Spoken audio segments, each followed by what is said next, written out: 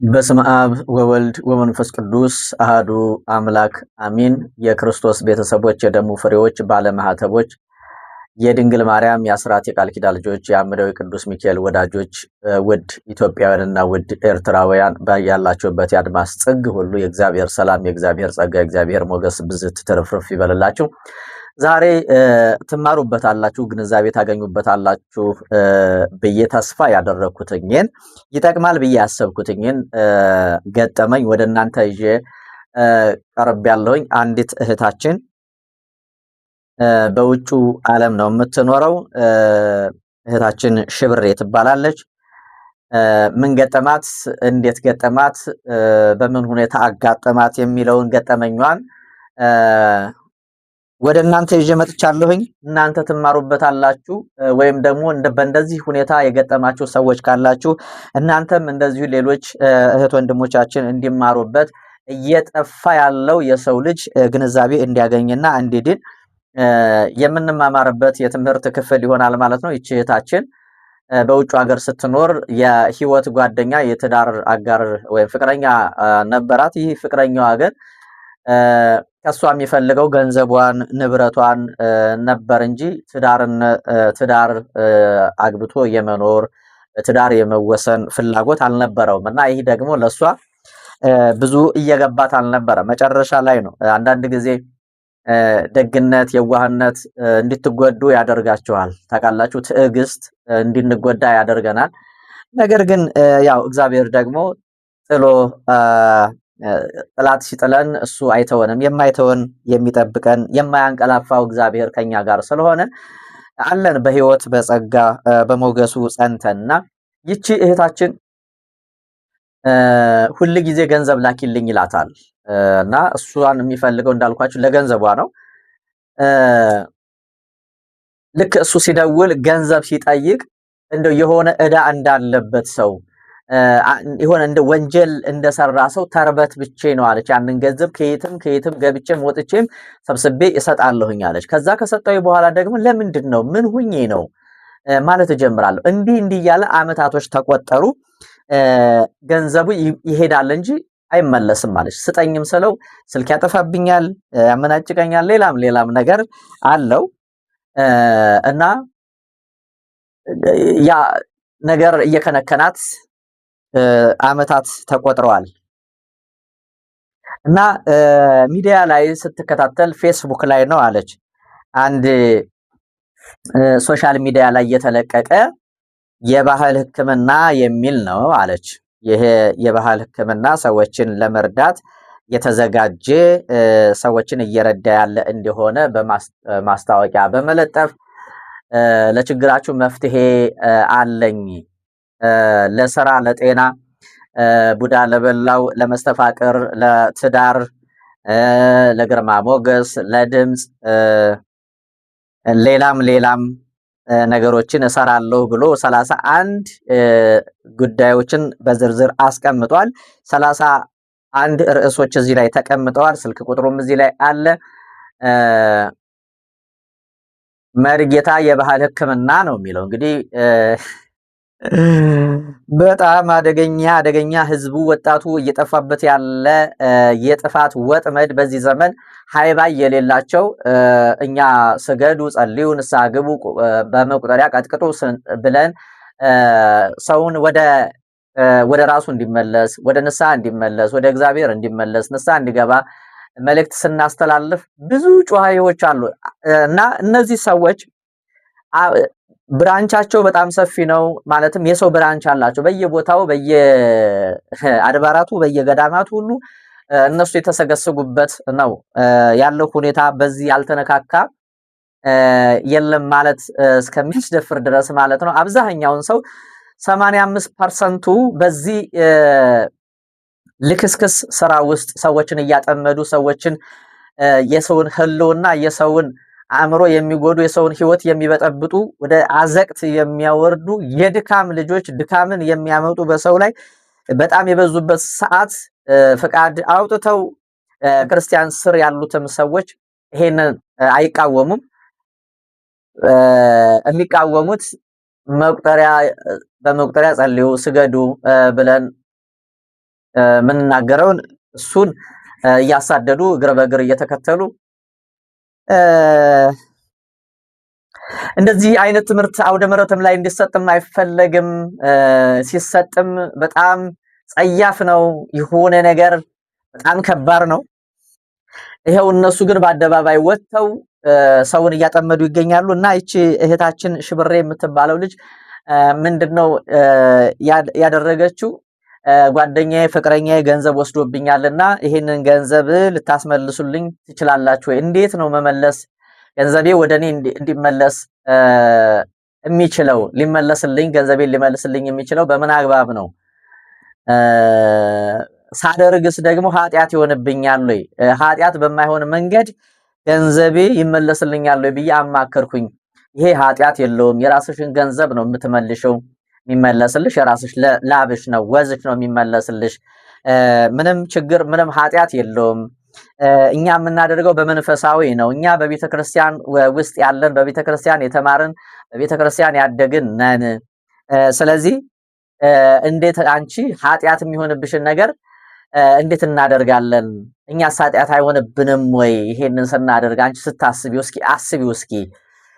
እኛ ካህናት ነን፣ በቤተ ክርስቲያን ከልጅነታችን ጀምረን ያደግን እና ለሰዎች ኃጢአት የሚሆን ነገር እንዴት እንሰራለን? እንዴት ኃጢአት ሰርተን ኃጢአት እንዴት እናሰራለን? የሚል ምላሽና ማጽናኛ ነው የተሰጠኝ አለች። ከዛ በኋላ እሺ ምንድነው ማድረግ የምችለው? የሚደረግልሽ ኮከብ የልጁን ፎቶ ትሰጭናለሽ፣ አውደ ነገስት ይታይልሻል፣ መጽሐፍ ይገለጥልሻል ተባልኩኝ። ያ መጽሐፍ ተገለጠ። ሲገለጥ ግን በመጀመሪያ 30 ሺህ ብር ያስፈልግሻል። ምክንያቱም በጣም ብዙ ሺህ ብር ነው ልጁ የወሰደባት። ላንቺ ደግሞ የ30 ሺህ ብር ምንም ማለት አይደለም፣ ገንዘብሽ ዋና ይመለስልሽ እንጂ ሲሉኝ አለች። ወዳው ተንደርድራ ይች ልጅ 30 ሺህ ብር ታስገባለች። 30 ሺህ ብር ካስገባች በኋላ ከትንሽ ቆይታ በኋላ ደግሞ አለች ዋላ አደረ ብሎ አረ የተገለጠው አውደ ነገስት እኮ መጽሐፉ አልከደን አለ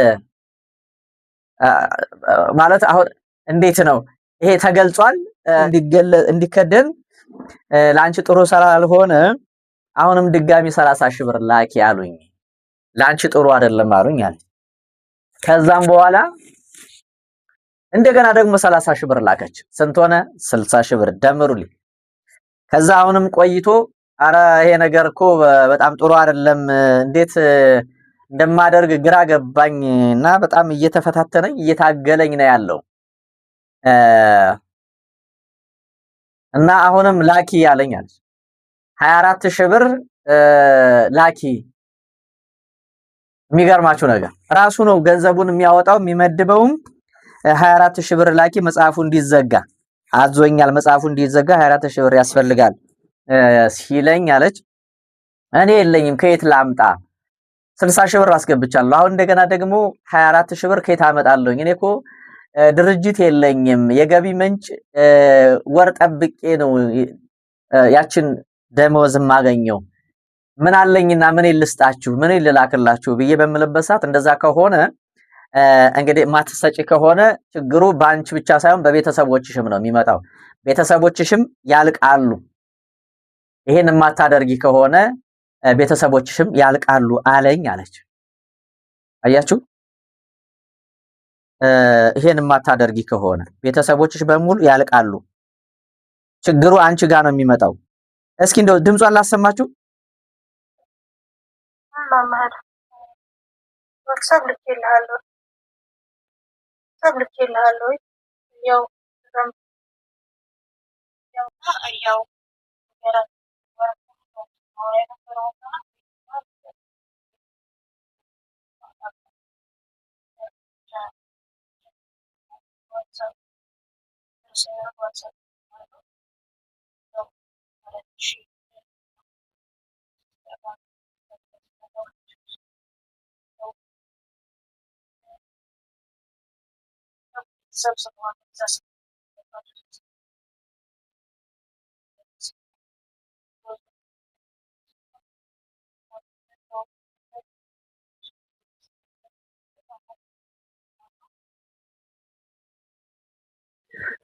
እሺ ከብዙ በጥቂቱ ይህንን ይመስላል። አጠቃላይ ግን ጠቅለል ለማድረግ ይቺ ልጅ አሁን እንግዲህ እንደዚህ ከሆነ ቤተሰቦችሽም ያልቃሉ፣ አንቺም አይቀርልሽም፣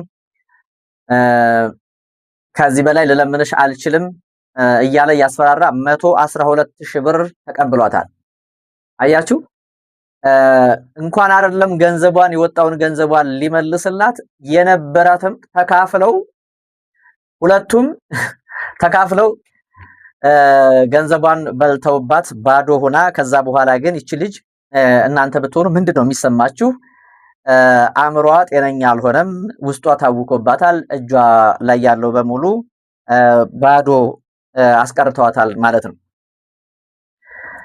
እና ይህንን ቪዲዮ ያው የኔ ተማሪ ነች ትከታተላለች ማለት ነው። ይህንን የአምደ ቅዱስ ሚካኤልን ታምር እየሰማች እየተመለከተች እንደው ለኔም ቢደርስልኝ ቅዱስ ሚካኤል እያለች ቅዱስ ሚካኤልን በምትማጸን ጊዜ ያንተ ቪዲዮ ሲመጣ ይጨንቀኛል አለች። እስከ መጨረሻው ቁጭ ብዬ ለማየት ይከብደኛል፣ እጀምራለሁ፣ አቋርጣለሁ፣ እንደገና ፖዝ አድርገውና ከሆነ ቆይታ በኋላ ደግሞ ለምን አልጨርሰውም ብዬ ደግሞ እንደገና ይጨንቀኛል አለች። አያችሁ እና ይሄ ሰውዬ እንግዲህ ያም አምጪ ስጭ የሚል የገንዘብ መስተፋቅር ሰርቶባታል። ይሄኛውም ሰውዬ እያስፈራራም መስተፋቅር ሰርቶባታል። ምን አይነት መስተፋቅር? የመስጠት መስተፋቅር ማለት ነው። ገንዘብ የመስጠት መስተፋቅር አሰርቶባታል። መጀመሪያ ግን ምንድነው ያላት መግቢያው ላይ ይሄ ሰዎችን የምንረዳበት መንፈሳዊ ጥበብ ነው፣ ጥበበ ሰለሞን ነው ብሎ ብቻ ሳይሆን አብዛኛውን ሁሉም 100% ማለት ነው ጥበበ ሰለሞን ነው የሚሉ። ጥበበ ሰለሞን የትኛው ምዕራፍ የትኛው ቁጥር ነው? የሰለሞን ጥበብ ሰውን አሳብዱ፣ የሰው ገንዘብ ውሰዱ፣ ሰውን ያለ እግዚአብሔር ፍቃድ በመስተፋቅር አሳብዱ፣ አግቡ፣ ተጋቡ የሚል የትኛው መጽሐፍ ቅዱስ? እስኪ አሳዩን። ጥበበ ሰለሞን የተባለው እንግዲህ መጽሐፍ የትኛው ምዕራፍ የትኛው ቁጥር ላይ ነው ያለው? መጽሐፍ ቅዱስ እንግዲህ ይሄ ነው ማለት 80 መጽሐፍ ነው፣ 66ቱ ነው። የትኛው መጽሐፍ ላይ ነው የተጻፈው? እስኪ ለእናንተ እስኪ ልጠይቃችሁ። የትኛው መጽሐፍ ቅዱስ ነው ጥበበ ሰለሞን ይሄ ጥበብ ነው፣ ይሄ ዕውቀት ነው፣ ይሄ መልካም ነው ብሎ ጥበበ ሰለሞን እኔ ጠቢቡ ሰለሞን የማውቀው የጥበብ መጀመሪያ እግዚአብሔርን መፍራት ነው የሚለው። እንግዲህ ይሄ ግን አሁን በጥበበ ሰለሞን ስም የሚያደርጉት የቃየል የልጅ ልጆች የሚያደርጉትን እነማን መሰላችሁ? መጽሐፈ ሄኖክን ምዕራፍ 2 ጀምራችሁ ስትመለከቱ ምዕራፍ 2 ቁጥር 1 ጀምራችሁ ተመልከቱ። በደብር ቅዱስ የነበሩ የቃየል የልጅ ልጆችና መሰሎቻቸው እነ አዛዜል እነ ናምሩድ የሰሩት ወይም ያስተምሩት የነበረው የጥንቆላ ስራ ነው። ምንድነው የሚያደርጉት የነበረው? እነሱ ሲሰሩት የነበረው መጽሐፈ ሄኖክ ምዕራፍ 2 ቁጥር 1 ጀምራችሁ ስትመለከቱ እንደውም ምላችሁ ቅንድብ መሸለምንና አይን መኳልን ከተማረና ከከበረ እንቁ ሁሉ የሚበልጥ እንቁንም እንሶስላ መሞቅ ሁሉ የዓለምን ለውጥም አሳዩአቸው ይላል። ፈረሱን በቅሎውን ሰው ማድረግ አያችሁ፣ ምትሃታቸው ማለት ነው። አሁን በውጩ ሚዲያ ላይ እንደዛ አይነት አለ የምናየው ነገር ስለሆነ ሚዲያው ላይ ያለ እየቀጠለም ያለ ነገር ስለሆነ ይሄ የአደባባይ ሚስጥር ነው። አሚዛራክ ጋኔን መሳብን፣ ምታት ማሳየትን፣ ስር መማስን፣ ቅጠል መበጠስንም ሁሉ አስተማረ። አርማሮስም ጋኔን መሳብን አስተማረ። አያችሁ፣ ኮከብ መቁጠርን ማሳየት አስተማረ። በሰዎች ጥፋትም ሰዎች ጮሁ ይላል። አያችሁ፣ አሁን እየሆነ ያለው ይሄ ነው። በሰዎች ጥፋት ሰዎች እየጮሁ ነው። ጠቢቡ ሰሎሞን ይሄንን አላስተማረም። የቃየል የልጅ ልጆች ግን እነ ናምሩድ እና አዛዝሄል ይሄንን ጥንቆላ ይሄንን ምትሃት ማድረግን ሴቶች እኩል እንዲኳሉ እንስሽላ እየሞቁ ያጋንንት መሰብሰቢያ አሁን ከንፈር አልቀረም፣ እምብርት አልቀረም፣ ጆሮ አፍንጫ አልቀረም፣ ምላስ አልቀረም፣ ከንፈር አልቀረም፣ የቀረ አካል የቀረ ሰውነት የለም። በዚህ የዳቢሎስ መግቢያ አሸንክታብ ሰው ተጠምዶ ነው ያለውና ይቺ እህታችንም በዚህ መንገድ ተሸውዳለች፣ ብሯን ተበልታለች። እናንተስ የምታውቁት ወይም የደረሰባችሁ ስንቶቻችሁ ናችሁ? አሁን በየቲክቶኩ የባህል ሕክምና የግርማ ሞገስ መስተፋቅር እየተባለ የራሳቸው ግሩፕ አላቸው። በየአንዳንዱ ማህበር ላይ ደግሞ ይሄ የጽዋ ማህበር ሊሆን ይችላል፣ የውጭ ማህበር፣ ትልልቅ ማህበራት ውስጥ ተሰግስገው ነው ያሉት። ሲቀርቧችሁ በጣም መንፈሳዊ ሆነው ነው የሚቀርቧችሁ። የሚገርማችሁ ነገር ከዚህ በፊትም አቅርቤዋለሁ። መንፈሳዊ ሆነው በጣም ፍጹም መንፈሳዊ ተለሳልሰው ካራክተሩን በጣም ነው የሚጫወቱት ስላችሁ በምክንያት ነው። በጣም ነው የሚጫወቱት። መንፈሳዊ ሰው መሆንና ሰው መምሰል ይለያያል ብያቸዋለሁ። ሰው መስለው መንፈሳዊ መስለው ይቀርቧቸዋል። የውስጥ ችግራቸውን ዘልቀው ካወቁ ከተረዱ በኋላ ያጠምዷቸዋል ማለት ነው። ቀስ እያሉ ይስቧቸዋል ማለት ነው። በግብረ ሰዶማውያን ዘንድም አሁን እንደሚታወቀው በጣም እየተስፋፋ በተለይ በመዲናችን አዲስ አበባ ላይ በተለያየ ቦታ ቢሮ ከፍተው እንደዚሁ መንፈሳዊ ይመስላሉ፣ ቤተክርስቲያን ይሄዳሉ፣ ሰዎችን ያጠምዳሉ። ስራ የሌላቸውን ተምረው ስራ አጥተው እየተንከራተቱ እየተንገላቱ ያሉትን ሰዎች ስራ እናስገባቸዋለን፣ ቢሮአችን አንድ ቀን መታችሁ እንጋብዛችሁ፣ አንዳንድ ሐሳቦችን እንለዋወጣለን በማለት ሰዎችን እያጠመዱ ይገኛሉ። በዚህ በኩል ደፍተራው፣ በዚህ በኩል የ666 የሉሲፈር መንፈስ አራማጆች ብቻ ግን በዛም ሆነ በዚህ ዙሮ ወደ አንድ አቋም ስንመጣ ወደ አንድ ስናመጣው ሰይጣናዊ ስራ ነው። ቤተክርስቲያን ላይ በየገዳማቱ እየሄዱ መንፈሳዊ መስለው ሰውን ከመንፈሳዊ ጎዳና የሚለዩ ከመንፈሳዊ ሰዎች የሚለዩ በጣም ብዙዎች ናቸው። ቢሮአቸው እንደው የሚገርማችሁ ነገር በደረሰኝ መረጃ አሁን ሜክሲኮ አካባቢ በጣም ብዙ ወጣቶች እየሄዱ እዛ እየገቡ በተለይ ከክፍለ ሀገር የመጡ ልጆች እዛ አካባቢ የተለያየ ቦታ ላይ ውስጥ ለውስጥ አሁን እነሱ ስራቸውን እየሰሩ ነው። እኛ ግን ፈርተን ተንቀጥቅጠን አለን። እንዲህ ካልን እንዲህ እንሆናለን፣ እንዲህ ከሆነ እንዲህ ይፈጠራል እያልን የደፍተራውንም ማውራት አንፈልግም። የምናውቃቸው በጣም ብዙ ነገሮች አሉ። በጣም ብዙ ወጣት እያለቀ ነው። በጣም ብዙ ወጣት እየተነዳ እየተወሰደ ነው። በዚህ ልክና በዚህ መጠን ብዙ ወጣቶች የነቁ ወደ ንስሐ እየተመለሱ ያልነቁም እዛው እየቀለጡ እየቀሩ ሊቀሩም ደግሞ ሊወሰዱም የታቀደላቸው በጣም ብዙ ሰዎች አሉ። አንዴታችን ምንድነው ያለችኝ? እንደዚህ በአንድ መንፈሳዊ ጓደኛዬ የታወቅኳት የሱ ፍቅረኛ ወይም ጓደኛ ነች እና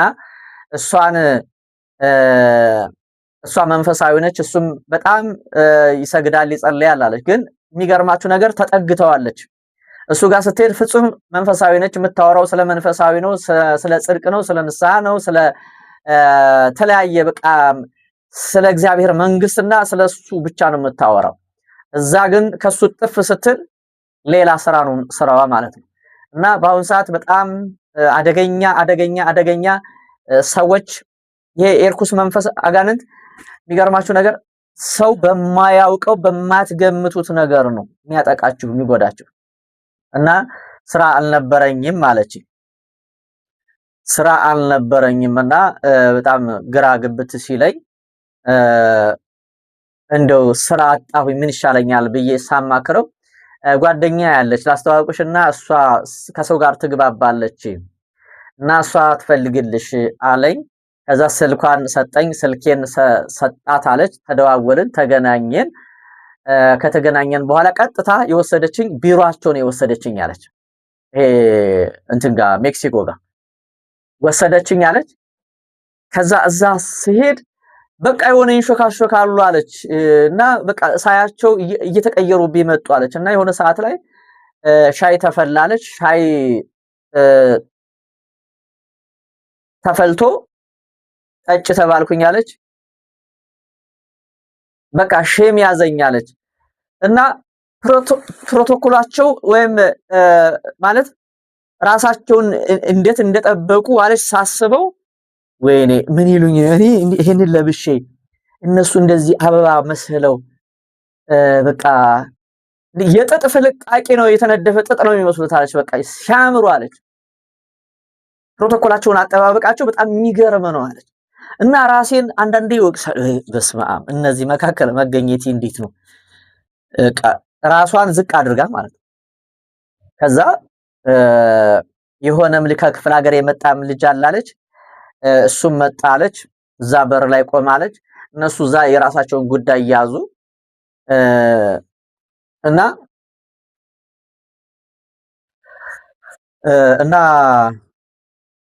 በቃ ይነጋገራሉ አለች። ይነጋገሩና ይሳሳቃሉ አለች። ሻይ ፈላ። ልክ ሻዩን ሲጠጡት እያየኋቸው አይናቸው ተቀየረ አለች። ይሄው መድኃኒዓለም ምስክሬ ብዬ የምነግራቸው ሻዩን ሲጠጡት አይናቸው ይቺ ብሌኗ አለች ይቺ ጥቁር መሃል ላይ ያለች ዋናዋ እሷ ተቀየረች አለች። እያንዳንዱን ሳይ ተቀየራለች። በስመ አብ እና እኔም ሼም ይዞኝ ጠጥቻለሁኝ አለች። የተወሰነ ጠጥቻ መንፈስ የታወከብኝ አለች። ከዛ እንደዛ ስላለች አይ በቃ ወይ ሌላ ቀን ልምጣ አንድ ፕሮግራም አለኝና ከይቅርታ ጋር ሌላ ቀን ልምጣ ብዬ ከዛ ቢሮ ወጣሁኝ አለች። ልጁም እንደዛው እንትን ሲልበት አየና አለች።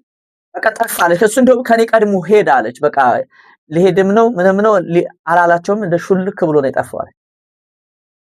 እና ቤት ገብቼ አለች ወንድሜን አይኔን እስኪ አይኔ ላይ ምንድነው ያለው አይኔስ እስኪ አይኔን ይልኝ አልኩት። ምንድነው ተቀይሯል እስከ ዛሬው ያለውን በሙሉ ለወንድሜ ነገርኩት አለች። ኧረ አይንሽ ደህና ነው እና ያለውን ነገር ስነግረው በቃ እግዚአብሔር አሳልፎሻል፣ አድኖሻል፣ ምንም ማለት አይደለም ብሎ አጽናናኝ። ንስሐም ገባሁኝ ሳላውቅም ቢሆን አይኔ ስላየ ጆሮዬም ስለሰማ እኔም ለዛ ላገናኘኝ ልጅ እሱ የሚያውቀው ታሪክ የለም እንደዛ ስለው ደነገጠ አለች። ከዛም በኋላ እሱም ስልኳን ወዳው ብሎክ አደረጋት። ጉዳዮችን ነገሮችን ተከታተለ ወዳው ከዛች ልጅ እሱም ራቀ። እኔም እንደዚህ አይነት ገጠመኝ አጋጥሞኛል ስላለችኝ በእንደዚህ አይነት ተግባርና ጎዳና እየጠፋ ያለ ትውልድ አለ ስላችሁ ነው። ሰው በተለያየ ነገር ተይዟል። እዚህ ደፍተራው የባህል መድኃኒት እያለ እዛ ደግሞ ሉሲፈሩ ቀጥታ ግብረሰዶሙ ወጣቱ እያለቀ ህዝቡ እያለቀ ነው ያለውና ራሳቸውን አድኑ። ይቺ እህታችን ገንዘቧን ተካፍለው በልተውባታል። ደፍተራው ብቻ 112,000 ብር በልቷታል። እና እኔ ያንተን ቪዲዮ ስመለከት ይጨንቀኛል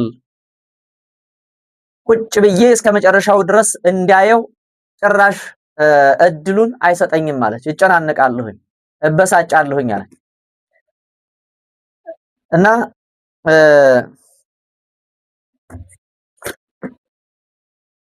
ምንድነህ ብዬ ስጠይቀው ቅዱስ ሚካኤል አምደው ቅዱስ ሚካኤል ከኔ ጋር ነውና እኔ ኃጢአተኛ በደለኛ በሆነም ስሙን ጠርቼ አላፍረምና አንተ ርኩስ መንፈስ አጋንንት በውስጧ አድፍጠህ ያለ የደፍተራ መተት የዛር መንፈስ ስል ነገሩን ሁሉ ዘረጋገፈው። ከዛ በኋላ አያችሁ የሌለ አይነት የሰይጣን አይነት የለም ተያዘላት። ለማንኛውም ይሄንን ቪዲዮ ተመልከታችሁ እናንተም ግንዛቤ ትምህርት እንድታገኙበት ስለሆነ ነው። ይቺ ልጅቷ እግዚአብሔር እንግዲህ ቀኑ ጊዜው ደርሶ አምደው ቅዱስ ሚካኤል ደርሶላታልና ይሄ ገጠመኛንም የተደረገላትንም ቅዱስ ሚካኤል ያደረገላትንም እንድትሰሙ እንድትመለከቱ ስለተፈለገ ስለተወደደ ነው። የካቲት 6 እዚህ ቦታ ላይ እንሄዳለን። ይቺ ልጅ እንግዲህ በቤተሰቦቿ በሙሉ ቤተሰቦቿ በአባቷ በኩል የመጣ የዛር መንፈስ አለ። ቤተሰቦቿን በሙሉ ድብልቅልቅ አድርጎ ውጥንቅጡ እንዲወጣ አድርጎታል። መንፈሱ ግን አሁን ተይዟል። በቀጣይ ጉዞ እንግዲህ ማለትም ከፊታችን የካቲት 6 ቤተሰቦቿን ትልካለች። መንፈሱ እንግዲህ እዛ ይናዘዛል ማለት ነው። ወደዛ ቦታ መሄድ የምትፈልጉ ወደ አምደው ቅዱስ ሚካኤል ገዳም መሄድ የምትፈልጉ ሰዎች የካቲት 6 መነሻችን፣ የካቲት 8 መመለሻችን 6 7 8 ዓርብ ሄደን እሁድ እንመለሳለን።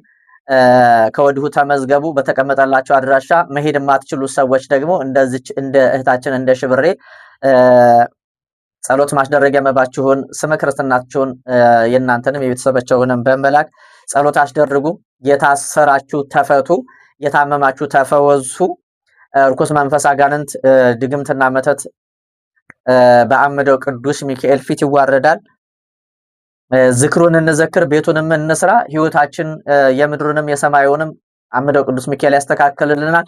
ሰላማችሁ ብዝት ትርፍርፍ ይበልልን። ቪዲዮውን እስከ መጨረሻው ድረስ ተከታተሉት፣ ለሌላውም ተደራሽ አድርጉት። ሰላም ሁኑልኝ።